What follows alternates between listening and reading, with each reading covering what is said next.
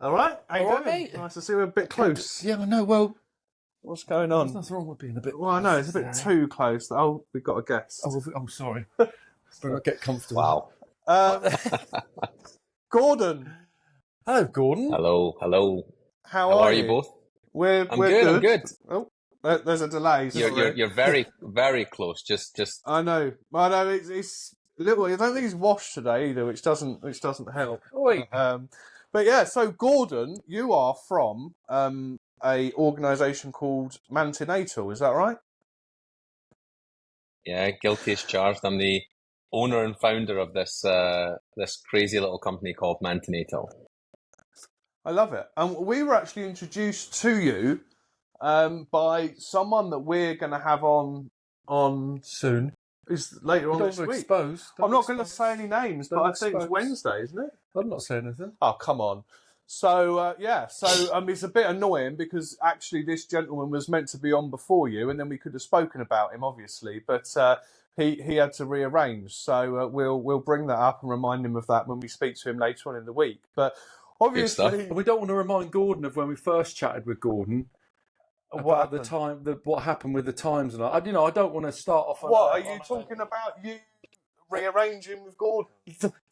No, but when we had the Zoom call before, I don't want to bring that up. Oh, of course, yeah. No, it's all right. It's all right. I'll bring it up. I'm one of the things that you do as any parent, and we'll talk about this no doubt, is you make mistakes. And let me just clarify: I made a mistake. Right? I got my times slightly wrong, maybe half an hour at least wrong, but we still had the chat and we made it work. So thank you for the flexibility. We're still here. Thank you. Absolutely. For coming on. So and I've got to say the gentleman who we shall not talk about opened our eyes a little bit, didn't he? Because we were talking about what we're going to talk to him about, and he kind of said, "Look, you've got to speak to Gordon. You've got to speak to him. Does this?" And I got to be honest, Gordon. When he first mentioned it, for like half a second, I thought, "Oh, I didn't realise that was an issue." And then all of a sudden, I've got 3 children. You've got 2. Yep. The whole experience just came like flooding back to me. And actually, the fact that I didn't feel like it was an issue, actually hurt. Like it doubled down a bit because I thought, you know. So anyway, I'm going to shut up for a second. Tell us. Gordon's like, thank God for that. Tell us all about MANtenatal. What is it? So it's pretty Ron-Seal in terms of it does what it says on the can, right? So it's antenatal, focused on men. So all we did was add the letter M to the word antenatal, and its main focus is to help new dads better prepare for fatherhood. How they can support mums, advocate, step up, and grow their confidence in a topic that doesn't necessarily come naturally to every single person, and can actually be quite daunting when you basically turn from a boy to a teen to a young man to suddenly hearing, "Do you know what, I'm about to be a dad?" And it's time to put some structure around that. Some of us go from boy to dad as well. I don't feel like I ever grew up. Well, we've all got like a 17-year-old boy in our head, kind of thinking, you know what I mean? We've all got that little guy. I'm a great believer in that. We have to. It's a good thing. Yeah, absolutely. So I was the same, actually, when I first heard about MANtenatal. Yeah. And actually, in the weeks after, I've actually thought about it and didn't realise that I could probably done with help. It does take you a little bit longer to process things, doesn't it? Yeah. Oh, me personally. For me, it was like a few seconds, but it sounds like it was a bit longer for you. No, I generally take longer overthinking about things anyway, don't I? But it was. I didn't think, like I said, it was an issue. But actually, it's obviously blokes obviously need help, and it never occurred to me. Isn't that weird? Well, we did an episode, didn't we, on giving birth? It hasn't aired yet, is it? No. So we did. Funnily enough, we've recorded an episode. Yeah, we've recorded. You don't want to see it. We've recorded an episode on giving birth. There was no practical, Gordon. It's all right. And didn't get the towels out. No. I think there is this big there is a misconception, isn't there? Like that kind of, without a doubt, the ladies go through oh, hang on a second. Can you still see us, Gordon? This happens sometimes. It's a little bit You pixelated, but I can hear you clearly. It's just a little bit pixelated. Oh, it's fine. But we don't edit, so people are used to our camera making silly noises. Anyway, I was going to say, without a doubt, the female obviously goes through so much pain and everything during labour, and obviously practically it's a hard time. But there is a big disconnect, isn't there, between I'm looking over my shoulder like a Love Honey advert. Look, there is a big disconnect, isn't there? And I think people often forget about the impact that it has on men. And at the end of the day, all we want to do is stand up and support our wives and be the best dad and the best person that we can be for our child and also our mother. So that's the kind of, am I right in thinking, Gordon, that's the kind of the process and the support that your organisation gives? Yeah, it's a fair summary. I think the things I would add to that are, like, for anyone watching this or listening to it, right, is if you were about to say, well, you turn 17 and you want to learn to drive a car, right? It's brand new. You've never done it before, unless you've done it illegally. How many lessons do you pay for, right? How many hours do you spend behind a wheel to say, I want to learn to drive this vehicle, right? You're about to become a father and have a life-changing moment. So how about spending just a little bit of time learning about a topic that you've never done before? And that's where MANtenatal steps in, right? Because it's about covering topics that you're not going to be an expert on. It's going to be about demystifying things that you've maybe seen on Netflix and Amazon and other providers are available. It's not always like the movies, right? But ultimately, yes, it's about helping the dad. Yes, it's about getting his confidence up. But do you know who also benefits? The mums. Because the mums can turn around and say to the dad, do you know what? I know you've got this.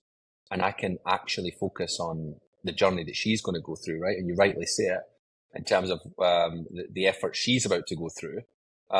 Then she will benefit from this as well. And that we get those feedbacks, those stories.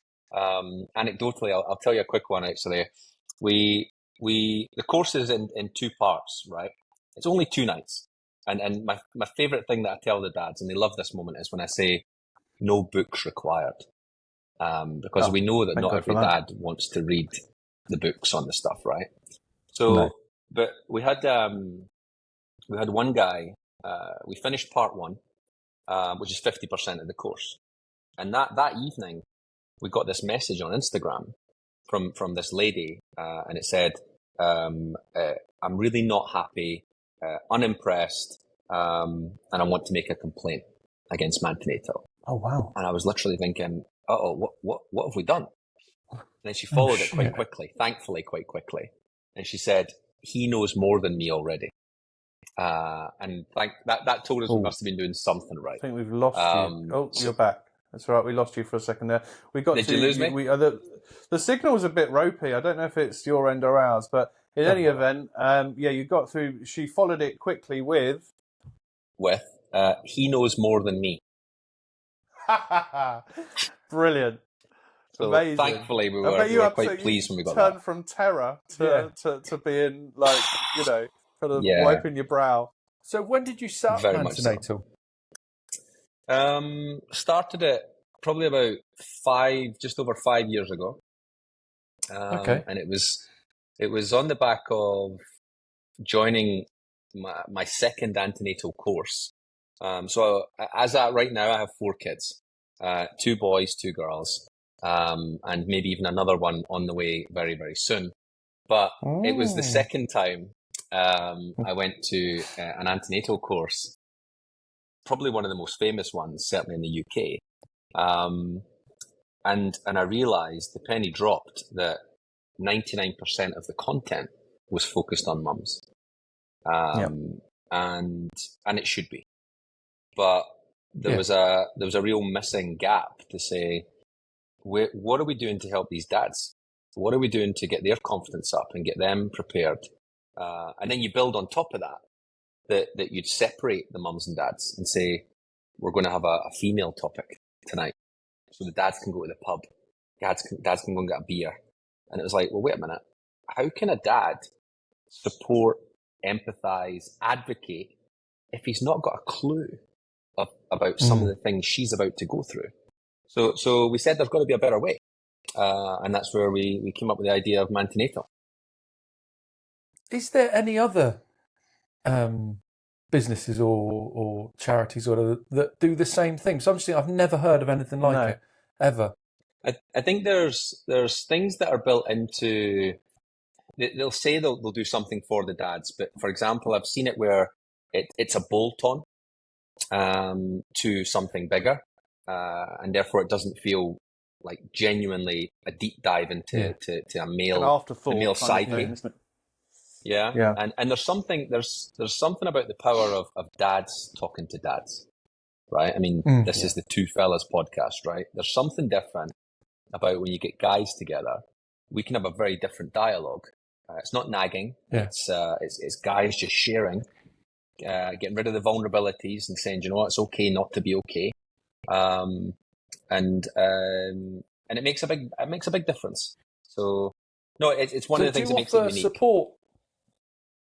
Do you offer support like from you? So you say you got the course as a two evening course. Is it like support after as well? Have you got like a structure where you can support the guys from the start straight through to the afterbirth? Smooth. I was waiting on it. I was like, is he going to say it? Is he going to say it? Yeah. Yes. The answer is yes. So the course, you've got different options. So you can either do a live course, which is 2 nights of your life. Other dads in the call, interactive Q&A and whatnot. There's then a fully on-demand option where dads can download the course, like little Netflix modules, to watch anytime you want, right? So he's got 24-hour access in his pocket. Go back and say, what did we say about cesarean sections? What did we say about mental health? All these different things are all in his pocket, right? And then in terms of the support, there's multiple avenues. So we create dedicated WhatsApp groups for the dads. We call it squads. So it's that's what I was about to ask you. What do you call it? So I couldn't remember. Yeah, squads. I love that. Yeah, we call it squads. Yeah. So it's squads of dads that are all in the same boat, helping each other out. And then on top of the WhatsApp groups, we also have a dedicated Discord server, which is like a global community for dads to go in, again, in their pocket 24/7 and help each other out. And that's doing really well too. It's amazing. It is. Like I get my mind's like literally just feels like it's being opened up. It's mad. Do you know what? I'm actually really annoyed. I am really annoyed. Uh-oh. I've had a vasectomy, and I feel like I want to have another child just so I can give it a go. I'm not fucking. I'm good. Because there was the ultimate salesman. There was no, there was nothing. There was nothing when. Like I remember specifically going to an antenatal class with my wife, Ria. That's the only wife I've had. I don't know why I need to clarify. You do like to say that. And name drop. It's all about it's all about the kind of like, mopping her brow and I can't even remember it. But where you sat behind them, sort of cradling them, and they don't want that. It's really awkward. They don't want that. I remember being next to my wife while she's like, on her last thing is she wants your flipping fucking like legs up, like on the old stirrups, and she's pushing. I'm like, you want to go through this again? You're right. Hold me hand. Oh, I hate you. And then it comes out. Oh, it's a lovely boy. It's just it is. But ultimately, like when the mums, and they've got every right to squeeze your hand, dig the nails in, call you every name under the sun. Of course they have. Because, no, I get it. Because ultimately it is your fault, right? It's your fault that they're in that place.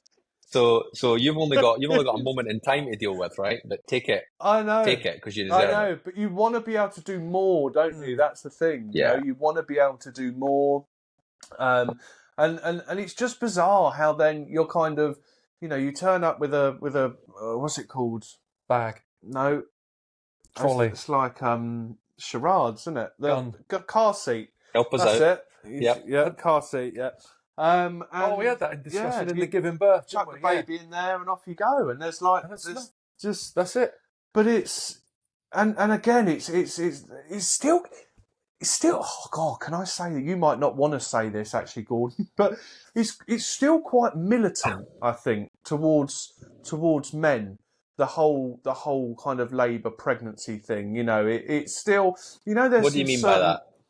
Yeah, so there's certain topics in life that it's kind of okay to have a bit of banter about, and one of them is, oh, you haven't got a clue, I've been through childbirth, and I'm not, got it. I'm not pushing that down, but the fact of the matter is, we love our wives, and we want to enjoy that moment with them, we want to support them, we want to be as good as we can, and I think a lot of men feel pretty freaking useless. Yeah. Before, during, and after. They do, and it's part of the topics that we go over, right? So we'll ask them certain questions, and they're rhetorical. It's just to make the point that by the end of these 2 days, you will be able to do the following, right? Today you won't. So, for example, we might say to them, "Have you guys got a birth plan?" And first thing you get to look is, what the hell's a birth plan? Number two, you say, and if you do have one, do you know it?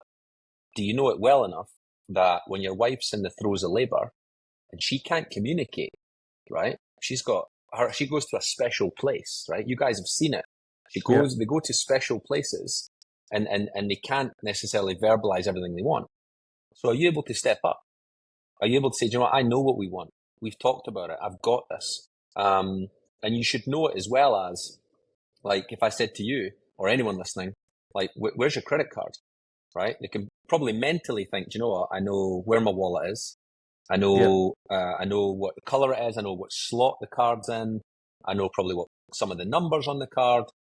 But I bet you don't know your birth plan as well as that. Mm-hmm. All right? And one of the things that we can do at MANtenatal, really like important. I said, of dads talking to dads, is we can be quite tough on them because it's different. And I go back to the nagging point, albeit jokingly.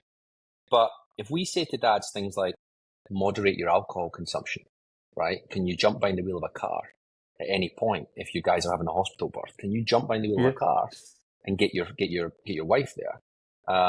Because if you can't, you need to start moderating it from this point on. We just lost you for a second.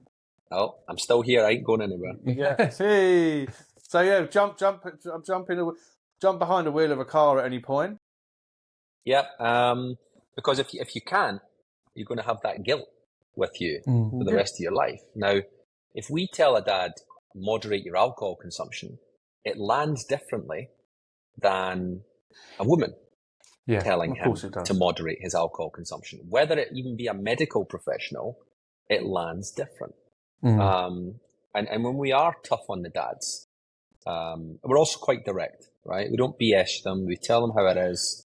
We don't say it's all rainbows and butterflies. Yeah, that's you guys know it's not rainbows and butterflies. As men, we know it's hard. Yeah, exactly. Fatherhood is hard, right? Yeah. But when we do it, my favourite moment that happens on a lot of the courses is when we're doing the tough stuff, mum's hand comes in the screen like that and then disappears away. I do like those moments because she's thinking to herself, finally someone's landing these messages with her. And that's where I said mums benefit as well. So during the last 5 years of MANtenatal, have you had a child in that time yourself? And has the business sort of changed? And obviously business always change and grow and whatever, but has your approach to MANtenatal sort of changed because of the birth of your child maybe? Or the one coming up? So obviously it gives you a real insight. Yeah. So I think if you ask me the question again in a few weeks' time, the answer will just be a straightforward yes. But what I can tell you is I I didn't mention at the start, my sister's also a midwife, right? A practicing midwife in the UK. So when it keeps MANtenatal up to speed with like latest trends, latest things happening. And on top of that, we also have a network of midwives that we do MANtenatal midwife Q&As on our Instagram, where we take qualified midwives around the world and we put them in a hot seat and we grill them, right? We ask them all the questions that dads want to know. And just by having those dialogues and that constant connection, it helps the course evolve. And when you add on top of that the squad mentality of coming up with new things that, example, a guy puts a message into Discord and says, my wife's suffering from sciatica. Can someone help? And suddenly you see another dad stepping up who could be on the other side of the world, says, here's a pillow that we bought on Amazon that really helped, and puts the link and everything in. So what we're starting to do is start to connect people on topics, diabetes, like I said, sciatica, all these little things that we don't go into in the course because we're not medically trained. We don't cover topics that could cause any kind of breach in that front. And we always tell the guys, if it's something medicinal, speak to your professionals. But there's nothing better than something comes up and another dad says, I've been through that. Let me help you. And that's what we're starting to see. So that's definitely helped evolve the course. And on top of that, we launched the MANtenatal app in the app stores about a year and a half ago. So that's on the Android store and in the iOS store. You can download the MANtenatal app and it's completely free. Amazing. So you got that content there all the time. See, excuse me. And I think we're used to that, aren't we? I mean, that kind of social sharing, like, is almost like reviews and things like that. So it's nice to hear, it's nice to hear real people and their experiences. Because I think as well, we always think, and we all suffer from that kind of that darkness, don't we? Where we think we're maybe not good enough, or we're not going to be very good, or we've not done something well enough, or we're not, all those kind of little seeds of doubt that are out there. And I think as men we tend to bottle them up and kind of let them fester away inside of us. But actually to hear, I mean, crikey, that's why we're here, isn't it? Just to try and offer some kind of insight. I mean, I don't know if it's very insightful, but just to try and offer some kind of, you're not the only one. You're not on your own. There are other, strange fellas sitting on sofas, around as well. So, and I think that must be really powerful. And you must have had some. Just because I had a question just about the birthing plan. So, do you tend to get your squads to kind of write them together, like with their wives? Because it's my understanding is that it's very much like a kind of, the wife writes it and like, this is what we're going to do, learn it, or do you encourage that to be written together? There's an element of truth in both approaches. So we get the guys, when we ask that question, they go, number one, some guys say, what is it?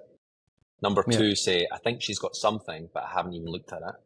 And what's the really important part is dads have got a role to play in the birth plan. So it's not just knowing it, it's, do you realise that you get to identify the sex if you don't know what you're having? Are you going to cut the umbilical cord?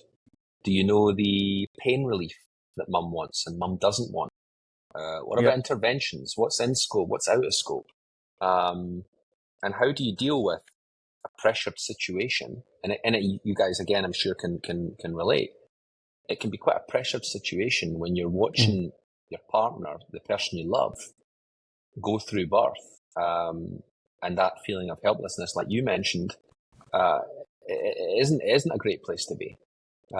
So you get to decide, do I want to be a rabbit in the headlights, literally putting a wet flannel on our head and rubbing our shoulders?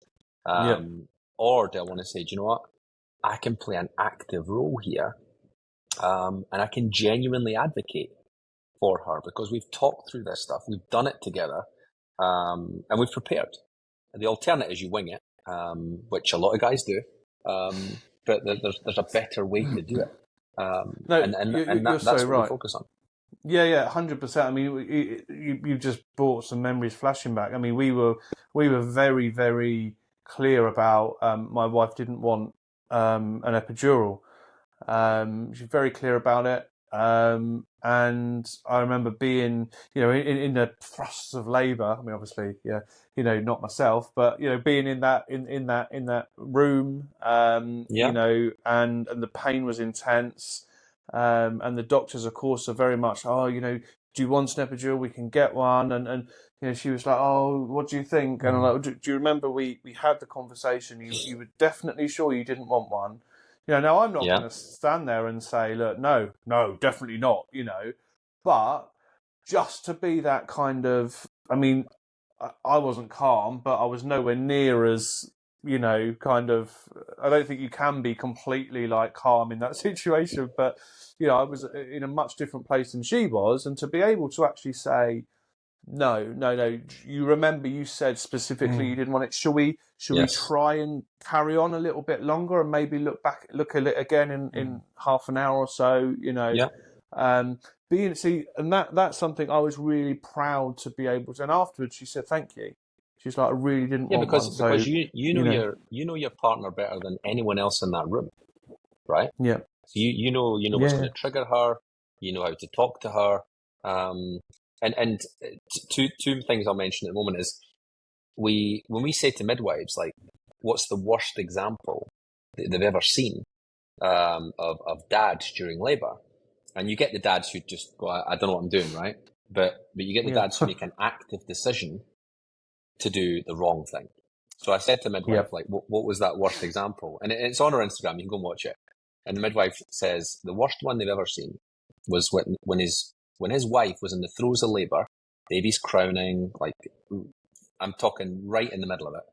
She turned round to look at the dad, the midwife, and he was sitting looking at the football scores on his phone. Oh, fuck off. No way. Right? That's the worst example that she could give me. And I thought that we need to change this, right? We need to play our part and change that. Bad, right? So I wonder, I'm not sure that that couple's still together. Probably not. I wonder if in that situation, that chap felt useless. Useless, felt disconnected because he didn't know what to do, or was he just being an ignorant prick? It's hard to know, but because it is difficult. You said about the epidural. My ex-wife had an epidural, and it was really hard to. I can't remember the birthing plan at the time, but it was a hard decision to make. She went ahead and had it. Yeah. But I remember we were and ahhing, should we do it? Oh, I don't know, and I didn't have a clue. No. I basically just went along with what sort of we got advised to, because I didn't understand. Literally didn't understand. Felt completely helpless. That's the thing, though, isn't it? I think and I think this is why this is so important. That men are involved in that birthing plan, because effectively what you're saying is, epidural. My understanding of an epidural is that it's fairly quick and instantaneous in that it will just cull any kind of pain that you've got. I may be wrong. Huge sort of needle straight up the. There is a point of no return. There is a point of no return where they say it's too late. And again, couples don't realise that. They can say, I'll wait. Now I want it. And they say, sorry, it's too late. It's too far gone. Yeah. No, and that makes sense. But effectively, you're being asked the question, do you, looking at your wife who's in a lot of pain, a lot of discomfort, do you want to stop this? And being able to say, no, we don't. Yeah. And where it would be potentially easier to do that. But that's do you mentioned it's difficult, isn't it? Because I also don't like making excuses. This dude that's sat looking at the football scores. I mean, I talk about on our giving birth episode. I had someone once tell me, I was chatting with him and he said, I wasn't there for the birth. Why would you want to see your wife, like, your beautiful wife, blood on her and sweating and all her self hanging out and all this kind of stuff? Why would you want to do that? I went to the pub, she gave me a ring when she was finished, she'd done her makeup up, and I come back and I saw, why would I? And I just, and you're like, but those sort of people, it's not even worth even No, even but trying to. It's no. just a complete waste of time. People are But, like, okay, here's a question for you. Here's a question for you. Have you guys got daughters? Yes. No. One of you's got a daughter at least, I've got right? two. You got two, right? Yeah. Do you want their partner to be that guy? No, 100% Or do you expect not. him to be her knight in shining armor when she needs them most? Absolutely, yeah, 100%. And my point in saying that, and I think because I hate, and I use I use that word purposefully. I hate, that we tend to live in a society full of labels that are assigned to people as an excuse, and that's my own opinion. And I try to think of a scenario whereby perhaps these two examples that we used, one was yours, one was mine, that there may be something wrong. I can't think of a scenario where you would not want to be, with by your wife whilst your child's being born. I mean, I cried my eyes out both times. I mean, I had two very close together. And then my son, 5 years later? I was just trying to do quick maths. I know I'm looking at you. Yeah, no. You're better at maths than I am. 5 years later, and even though I knew what was going to happen, even I knew that it was coming, I still booed my eyes up because it's an absolutely magnificent moment. You'll get some form of adrenaline surge, and it hits everyone different.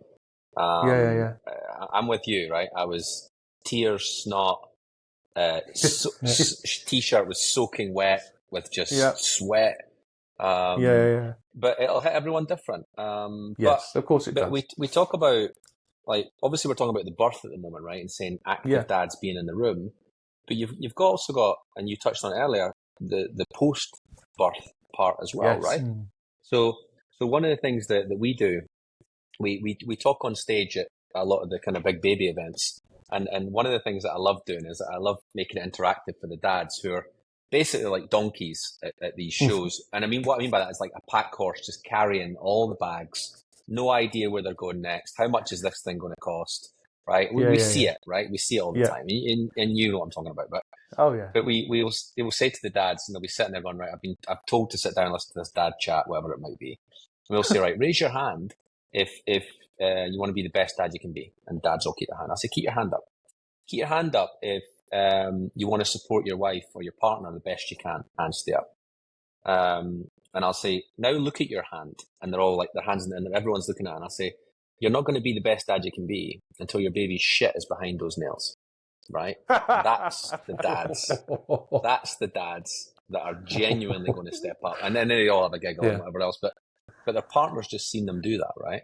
But it goes back to my point is whether the dad's checking the football scores at that moment, whether something else has happened, there's no excuse for not stepping up when your baby's here.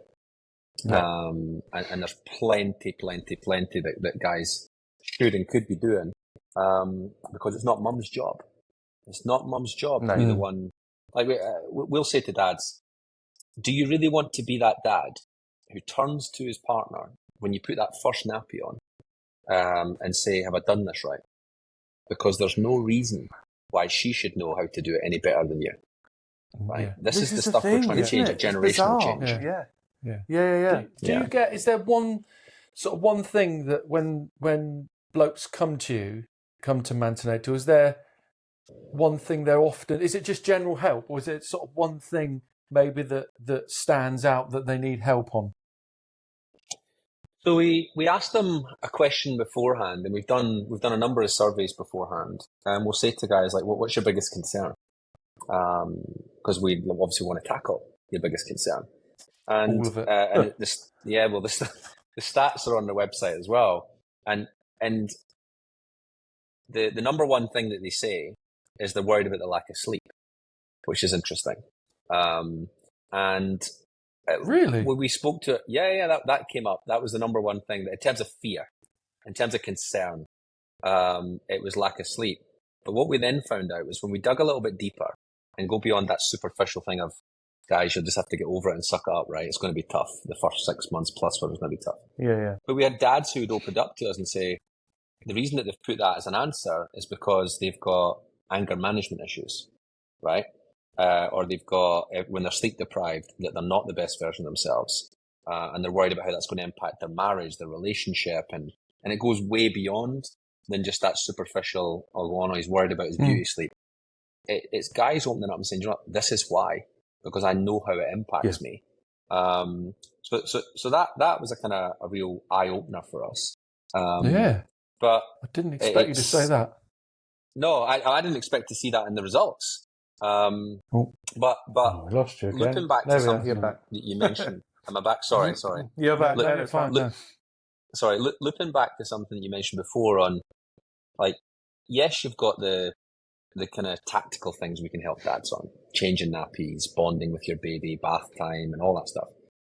But there's also a big focus at MANtenatal on mental health, and on making sure guys are mentally prepared for that journey.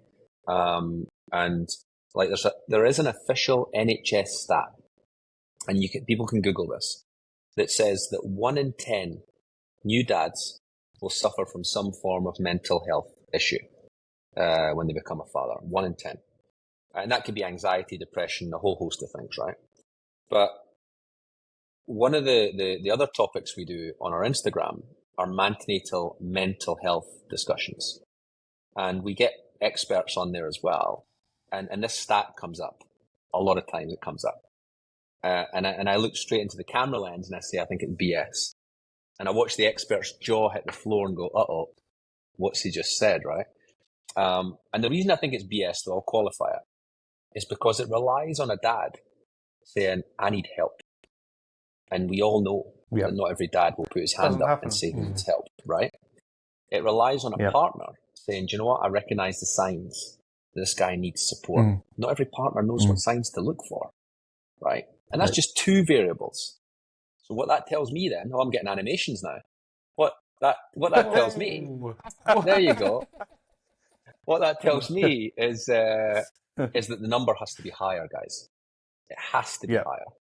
Of course, and therefore we build it into the course. Can you imagine of asking for help when your wife was just given birth and sort of a couple of weeks later you're struggling? No. I wouldn't have known. I wouldn't have felt. Oh my God! I wouldn't have felt man enough to. No. I would have thought. You know what? You're a flipping. I would have genuinely. I used to talk down to myself a lot anyway. I've sort of learned over the last sort of 5-10 years to stop that. But I just thought I was a right loser. So you're a man. You've got to step up to this. You've got a baby. That narrative. You've got your wife. Yeah, exactly.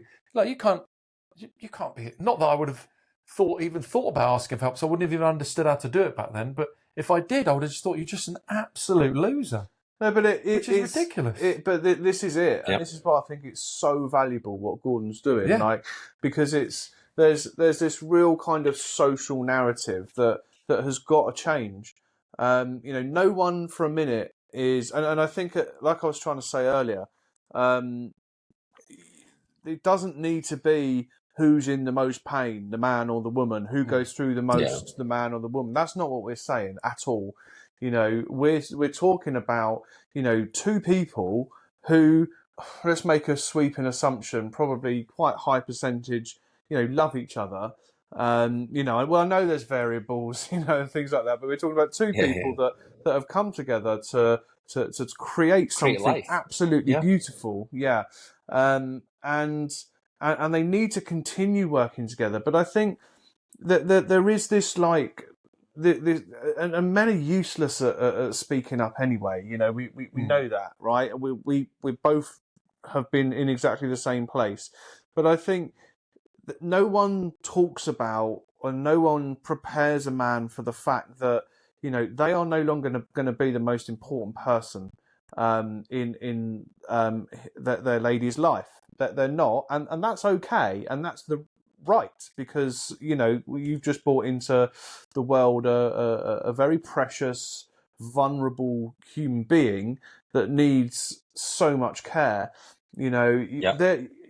I know when my wife and our babies were newborn, a couple of days old, how useless I felt, because my wife was breastfeeding, and you know, I was like, well, what do I need to do then? You know, I can't do anything. You know, but actually, do you know what? Just waking up with her and sitting with her, maybe make her a cup of tea or some water, or basic stuff. or So basic. the basic stuff. That's going to be helpful. She doesn't want to look down in the middle of the night when she feels shit. You know, she's probably had a couple of hours sleep, and you're sat there going, you know, kind of snoring away. You know, Exactly. and things like that. But also, you know, male postnatal depression. You know, I think that happens. Yeah. I don't think it's probably called that. And I think, and I feel like there's this conversation to be had about what right have you got to complain you've not been through anything. But it's not a competition, right? Just like you say. No, that's what I'm saying. He versus she. It's the relationship is under pressure. Yeah. The relationship's changed, and whatever it takes to get that relationship where it needs to be. It's not that mum's is a 10 and yours is a 4. It's what do each of you need, and focus on that, because it's meant to be a team. But don't judge each other on the same scales, because we're not the same. We are different, and that's not a bad thing. But ultimately, it's that phrase: "It's okay not to be okay," and that's 100% the message that we land at MANtenatal to the dads. Can I ask a question? Have you suffered with any sort of depression or anything? Maybe not to do with being a dad, or from being a dad. Yeah, I don't know if I ever. I don't want to label what I had, because I'm not sure exactly what I had. People talk about going into dark spaces. My symptoms were very much losing your mojo, your appetite, not wanting to interact with my mates, not wanting to go out, happy to genuinely be somewhere dark, was all flooding through my brain. And you mentioned trying to lighten the mood a little bit, but you mentioned that as a relationship, when baby comes, you kind of go down a rung on the ladder, right? And guys have got to kind of come to terms with that. If you've got pets, you end up going even further down the ladder. So you've got to be careful how far down you go, right? Because I look at it and think, right, so where am I? I've got you were fucking kids, long way down. Dogs, we've got exactly. That's the point, right? But I think if you, it's this whole social media world, right? If you think people have got it sorted and people have got everything perfect, it's this filtered world we live in. Let's call it out. It's not, right? It's not. Everyone, and I include myself, makes plenty of mistakes. It doesn't always get it right. Struggles. The question is, do we talk about it? The question is, do we show our vulnerability, which actually there's strength, and saying, you know what, I need help. There's strength in that. It's not a weakness. But there's no way that we practice and share all this stuff without also showing our own vulnerabilities. And I encourage anyone listening to this to go and watch a conversation that I had on Instagram with one of our squad who asked to reconnect with us. I think it was 3 or 4 months after his baby was born. And he said ultimately he was in a really, really bad place. And he wanted to talk about it live on social media with me, because he said if it can help anyone, it's that whole thing, help one, it helps others, right? And the vulnerability strength that guy showed in our conversation, and it's there, you can go on MANtenatal Mental Health, watch the chat. It's really powerful. And do you know what? It helped me, right? Let alone it helping anyone else watching it. It genuinely helped me. And credit to him for it, right? I'll call him out and give him credit for it. No, 100%. We'll make sure we put the links in the post to this, because you've mentioned a few things which, we don't. And I think seeing men be vulnerable, it almost offers, and we're weird creatures, aren't we, really? Because it almost offers us a little license just to be vulnerable again, and to have a little open conversation. And and I still get things wrong now. I beat myself up. My son's trying to build a little like a den or something, and you don't even know what it is. Well, it's like, because it's so much more than that. It's on the river, isn't it? It's a NATO military base, but it's and I was trying to kind of dumb it down a little bit, but it involves pallets and expanding foam and all this. Wow. That's not your sort of thing. I'm Mr. Anti-DIY. I mean, I'm a pencil pusher. Wow. Do you know what I mean? It's but he's obviously got schematics, plans. He's got it all laid out in his head, and I came home yesterday and I was like, oh, I can't. I've had a long day. I can't do it today. And then you kind of feel, oh God, do you know what? Like, that's his world. Yeah. At the moment, he probably only wanted 10 minutes of my time. But equally, so did you? I learned by that. I didn't know. I learned by that. But equally, we finish here today. I am, and I'm not going to beat myself up over it, because there's two outcomes. One is that I beat myself up about it so much that I finish here now, go down the pub and drink myself sorry because I'm such a shit dad.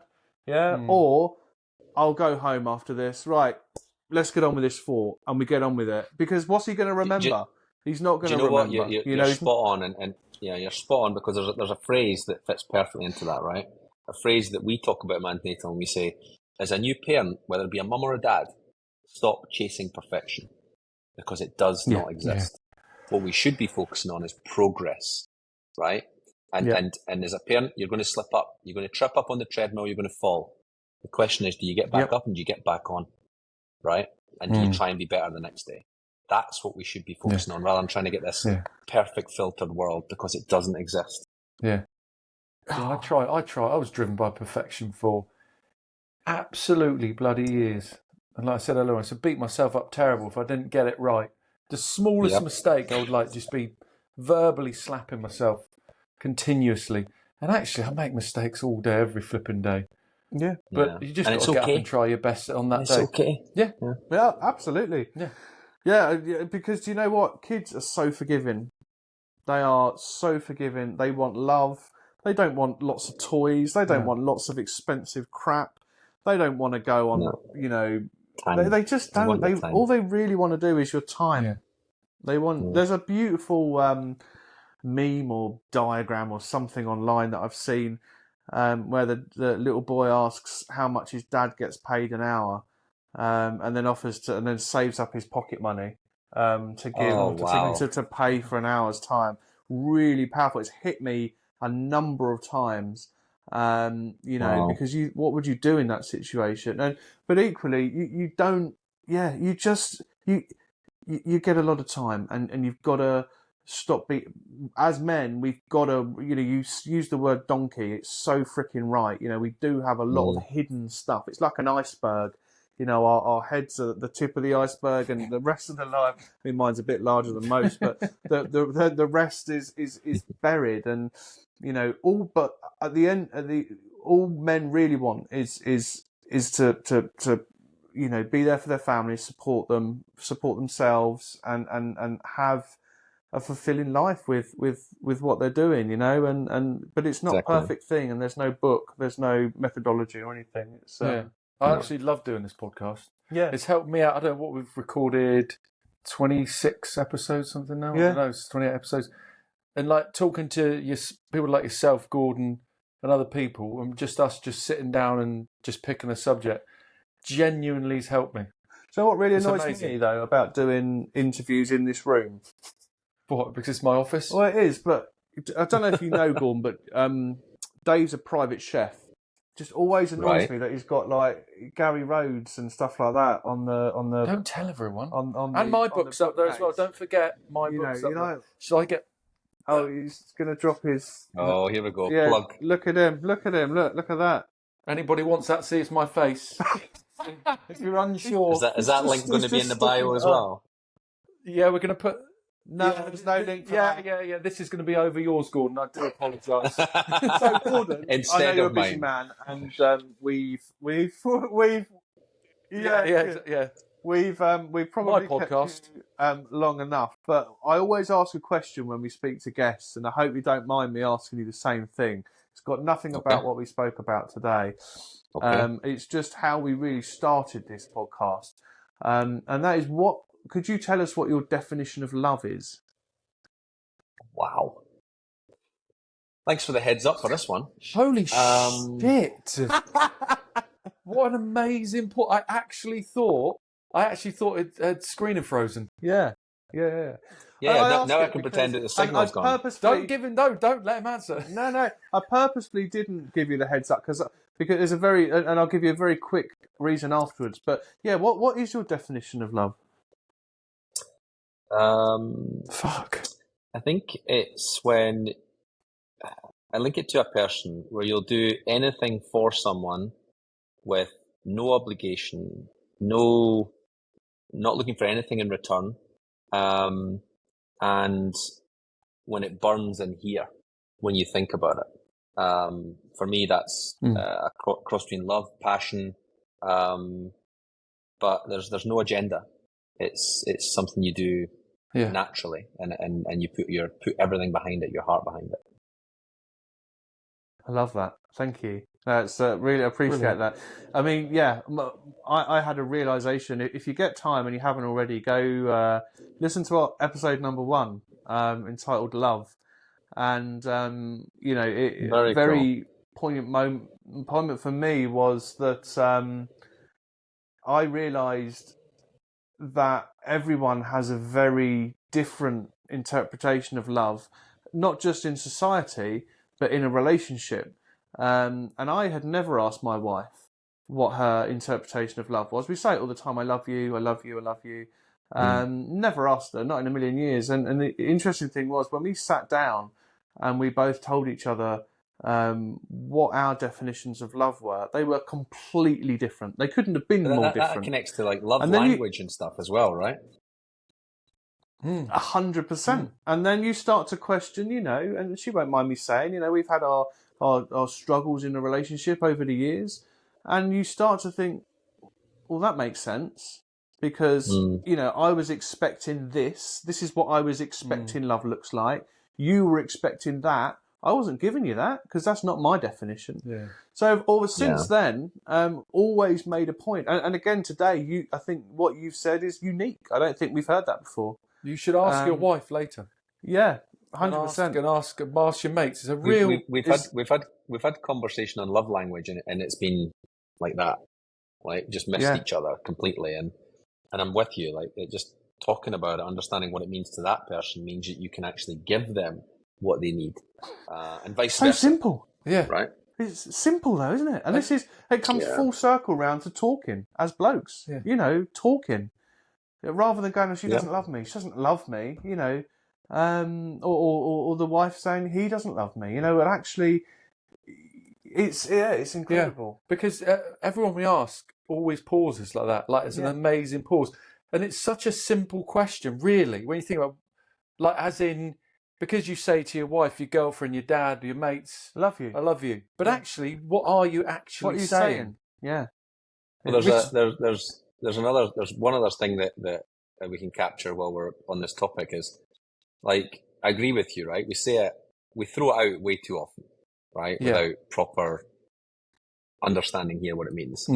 But the other one is, like, the biggest lie that we tell each other every single day is saying, how are you doing? And the lie is the response. I'm fine. Yeah? Yeah. I'm good. We lie to each other every single day.